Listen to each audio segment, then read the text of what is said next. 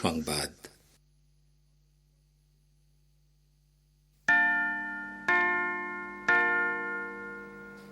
Radio Tehran, শুরু হচ্ছে বিশ্ব সংবাদ।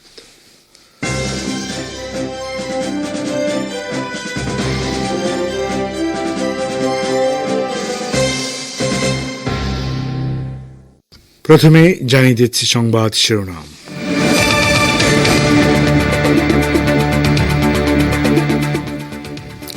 ইসরায়েল পরাজিত হওয়াতেই হামাসের সঙ্গে আলোচনায় বাধ্য হয়েছে, মন্তব্য ইরানের পররাষ্ট্রমন্ত্রীর। নেতানিয়াহুর সঙ্গে সংবাদ সম্মেলন, গাজাকে আমেরিকার মালিকানায় নিতে চান ট্রাম্প, ফিলিস্তিনের হামাস ও সৌদি আরবের প্রতিবাদ।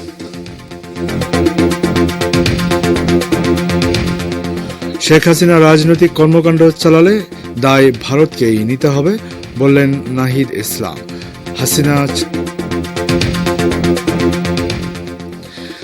হাসিনা ছাত্রলীগ এখন ডেথ চ্যাপ্টার, মন্তব্য হাসনাত আবদুল্লাহ।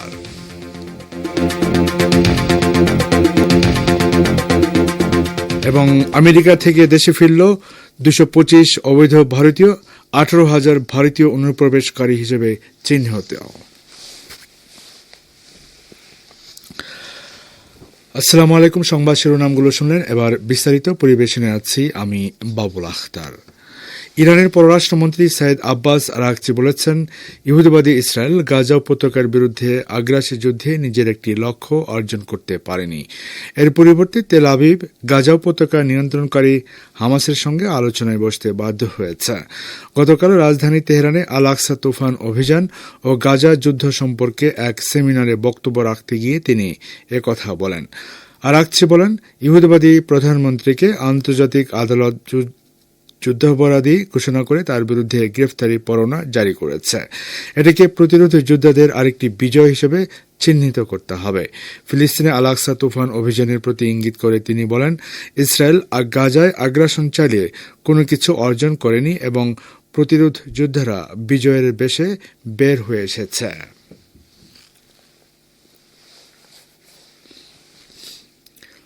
ইসলামী প্রজাতন্ত্র ইরানের উপর সর্বোচ্চ চাপ প্রয়োগের নীতি অনুসরণ করার জন্য একটি নির্বাহী আদেশে সই করেছেন মার্কিন প্রেসিডেন্ট ডোনাল্ড ট্রাম্প।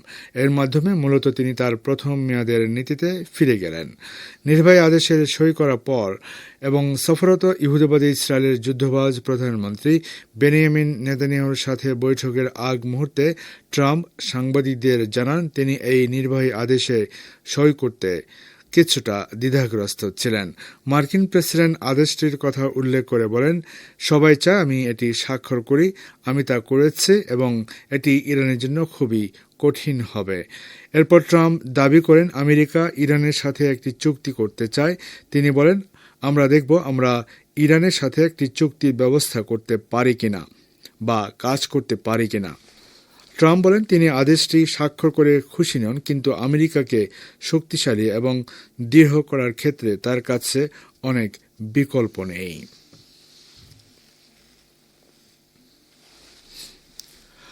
মার্কিন প্রেসিডেন্ট ডোনাল্ড ট্রাম্প ফিলিস্তিনের গাজা উপত্যকাকে আমেরিকার মালিকানায় নিতে চান বলে যে ঘোষণা দিয়েছেন, তার প্রতিবাদে ওয়াশিংটনে বিক্ষোভ হয়েছে।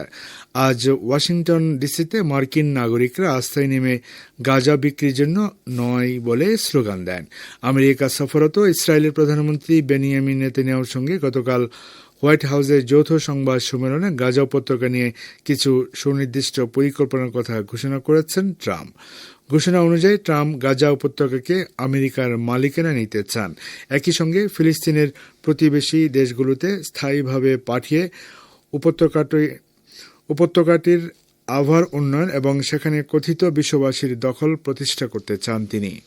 ডোনাল্ড ট্রাম্প বলেন, আমেরিকা গাজা নিয়ন্ত্রণ নেবে এবং এর উপর তার মালিকানা প্রতিষ্ঠা করবে। সব ফিলিস্তিনিকে অন্যত্র সরিয়ে নেওয়ার পর এই ভূখণ্ডের উপর তিনি তার দেশের দীর্ঘমেয়াদী মালিকানা প্রতিষ্ঠার স্বপ্ন দেখেন। তবে কিভাবে ও কোন কর্তৃত্ব বলে আমেরিকা গাজার দখল নিতে পারে সে বিষয়ে কোনো ব্যাখ্যা দেননি তিনি।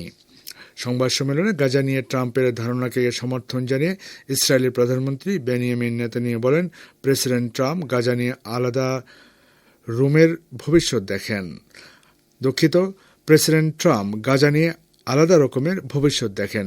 আমি মনে করি এটি এমন কিছু যা ইতিহাস বদলে দিতে পারে। এ সময় মার্কিন প্রেসিডেন্টদের মধ্যে ট্রাম্পকে ইসরায়েলের এযাবৎকালের সবচেয়ে ভালো বন্ধু হিসেবে ব্যাখ্যা দেন নেতানিয়াহু। মার্কিন প্রেসিডেন্ট ডোনাল্ড ট্রাম্প ফিলিস্তিনিদেরকে গাজা উপত্যকা থেকে বহিষ্কার করার যে ঘোষণা দিয়েছেন তার তীব্র প্রতিক্রিয়া জানিয়েছে ফিলিস্তিনের ইসলামী প্রতিরোধ আন্দোলন হামাস। ট্রাম্পের বক্তব্যকে বর্ণবাদী আখ্যা দিয়ে হামাস বলেছে, এই বক্তব্যের মাধ্যমে ফিলিস্তিনিদের মাতৃভূমি মুক্ত করার অধিকার অস্বীকার করার নগ্ন প্রচেষ্টা চালানো হয়েছে। হামাস আরও বলেছে, ইহুদিবাদী ইসরায়েল গত 15 মাসের বেশি সময় ধরে গাজায় যে ধ্বংসযজ্ঞ ও গণহত্যা চালিয়েছে তার একমাত্র উদ্দেশ্য ছিল গাজাবাসীকে এই উপত্যকা থেকে বহিষ্কার করা। হামাস নেতা সামি আবু জোহরি এক বিবৃতিতে বলেছেন, আমরা ট্রাম্পের বক্তব্যকে পশ্চিম এশিয়া অঞ্চলে উত্তেজনা ও গোলযোগ সৃষ্টি করার একটি রেসিপি মনে করছি। গাজায় আমাদের জনগণ এই পরিকল্পনাকে সফল হতে দেবে না।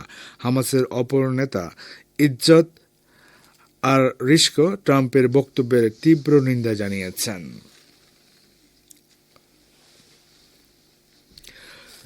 সৌদি আরব বলেছে, একটি ফিলিস্তিন রাষ্ট্র প্রতিষ্ঠা ছাড়া তারা ইসরায়েলের সঙ্গে সম্পর্ক প্রতিষ্ঠা করবে না। গাজাকে সাফ করার বিষয়ে ট্রাম্পের প্রস্তাব প্রত্যাখ্যান করে রিয়াদ বলেছে, ফিলিস্তিনিদেরকে তাদের ভূখণ্ড থেকে সরানোর যে কোনো প্রচেষ্টার বিরোধিতা করবে সৌদি আরব। ফিলিস্তিনিদের নিয়ে তাদের অবস্থান নিয়ে আলোচনা বা দর কষাকষির কোনো সুযোগ নেই বলে সৌদি আরব বিবৃতিতে উল্লেখ করা হয়। সৌদি পররাষ্ট্র মন্ত্রণালয় নিশ্চিত করেছে যে ফিলিস্তিনের রাষ্ট্র প্রতিষ্ঠার বিষয়ে সৌদি আরবের অবস্থান দৃঢ় এবং আপোষহীন থাকবে। এর আগে সৌদি আরবকে ইসরায়েলের সঙ্গে সম্পর্ক স্বাভাবিক করতে এবং দেশটিকে স্বীকৃতি দেওয়াতে কয়েক মাসের কূটনৈতিক প্রচেষ্টায় নেতৃত্ব দিয়েছিল মার্কিন যুক্তরাষ্ট্র। 2023 সালের অক্টোবরে গাজা যুদ্ধ শুরু হওয়ার আগ পর্যন্ত এই তৎপরতা চলেছে। তবে গাজায় ইসরায়েলের হামলার পর আরব দেশগুলোর ক্ষোভের মুখে বিষয়টি স্থগিত করে সৌদি আরব। শ্রোতা বন্ধুরা, আপনারা বিশ্ব সংবাদ শুনছেন রেডিও তেহরান থেকে, আর প্রচারিত হচ্ছে বাংলাদেশ ও ভারতে একযোগে। তীব্র ছাত্র জনতার আন্দোলনের মুখে ক্ষমতাচ্যুত সাবেক প্রধানমন্ত্রী শেখ হাসিনা যদি ভারতে বসে কোনো রাজনৈতিক কার্যক্রম চালায় তবে তার দায় দেশটিকে নিতে হবে বলে জানিয়েছেন বাংলাদেশের অন্তর্বর্তী সরকারের তথ্য ও সম্প্রচার মন্ত্রণালয়ের উপদেষ্টা নাহিদ ইসলাম। আজ রাজধানীর বাংলা একাডেমির কবি শামসুর রহমান কক্ষে আয়োজিত এক অনুষ্ঠানে তিনি কথা বলেন। নাহিদ ইসলাম বলেন, ভারত শেখ হাসিনাকে আশ্রয় দিয়েছে, এটা নিয়ে তাদের বক্তব্য রয়েছে, আমরা সেটা তাদের থেকে জানতে চাই। অবশ্যই এই কর্মকাণ্ডের দায় হিসাবে আমরা ভারতের কাছে জবাবদিহিতা চাইব।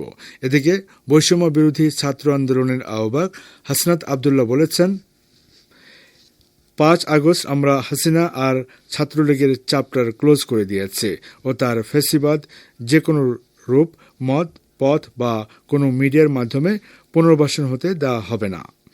তিনি বলেন, হাসিনার ভাষণ যদি কোনো মিডিয়াতে প্রচার করা হয় তাহলে আমরা ধরে নেব সেই মিডিয়া হাসিনাকে এখনও সহযোগিতা করছে।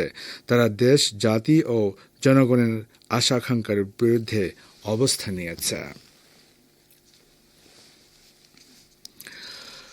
1994 সালে বিএনপি চেয়ারপারসন বেগম খালেদা জিয়ার প্রথম সরকারের সময় পাবনার ঈশ্বরদীতে আওয়ামী লীগ সভানেত্রী শেখ হাসিনাকে হত্যার চেষ্টা মামলায় ফাঁসির 9 আসামিসহ সাজাপ্রাপ্ত সব আসামিকে খালাস দিয়েছে হাইকোর্ট। আজ বিচারপতি মোহাম্মদ মাহবুব উল ইসলাম ও বিচারপতি হামিদুর রহমান এ রায় ঘোষণা করেন। আদালত বলেন, আসামিদের বিরুদ্ধে অভিযোগ প্রমাণিত না হওয়ায় সব আসামিকে বেকসুর খালাস দেওয়া হলো।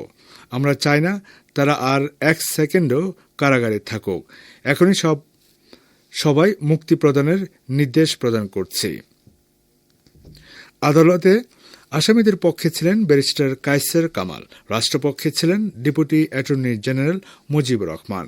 এদিকে রায় ঘোষণাকে কেন্দ্র করে পাবনা বিএনপির শত শত নেতাকর্মী অ্যানেক্স কোর্ট বিল্ডিংয়ের সামনে অবস্থান নেন। রায় শোনার পর তারা উল্লাসে ফেটে পড়েন। শ্রোতা বন্ধুরা, যাচ্ছে একটি সংক্ষিপ্ত বিরতিতে, সঙ্গেই থাকুন।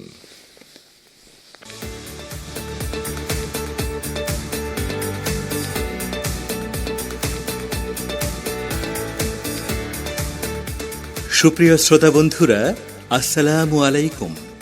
আপনাদের দৃষ্টি বিশেষভাবে আকর্ষণ করছি। রেডিও তেহরানের অনুষ্ঠানমালা সম্পর্কে আপনার মূল্যবান মতামত আমাদের জানান। আমাদের বলুন কোন অনুষ্ঠানটি আপনার বেশি ভালো লাগে। রাজনৈতিক, ধর্মীয়, খেলাধুলা, খবরাখবর নাকি ইরান বিষয়ক অনুষ্ঠান আপনার ভালো লাগে? আপনার ভালো লাগা মন্দ লাগা বিষয়গুলো নিঃসংকোচে আমাদের জানান। এই হোয়াটসঅ্যাপ নাম্বারে আপনার মতামত পাওয়ার জন্য আমরা অধীর আগ্রহে অপেক্ষা করছি।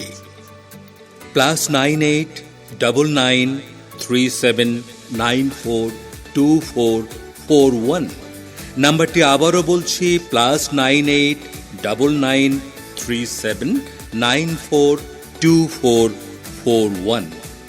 আবারও অনুরোধ, আমরা কিন্তু আপনাদের মতামতের অপেক্ষায় রইলাম।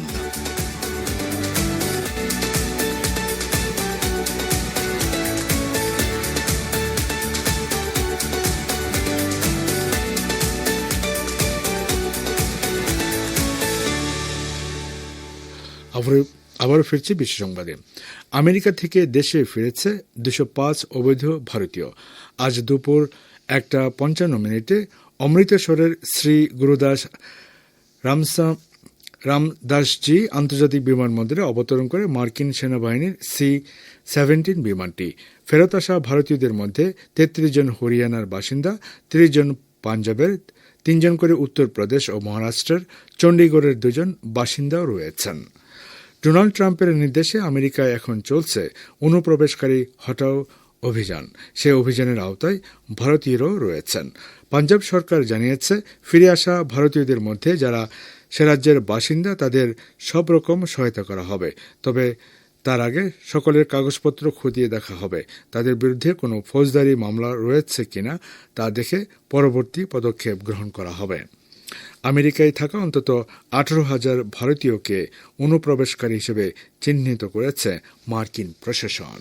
শ্রোতা বন্ধুরা, আর এরই সঙ্গে শেষ করছে রেডিও তেহরান থেকে বিশ্ব সংবাদ। সঙ্গে থাকার জন্য অনেক অনেক ধন্যবাদ।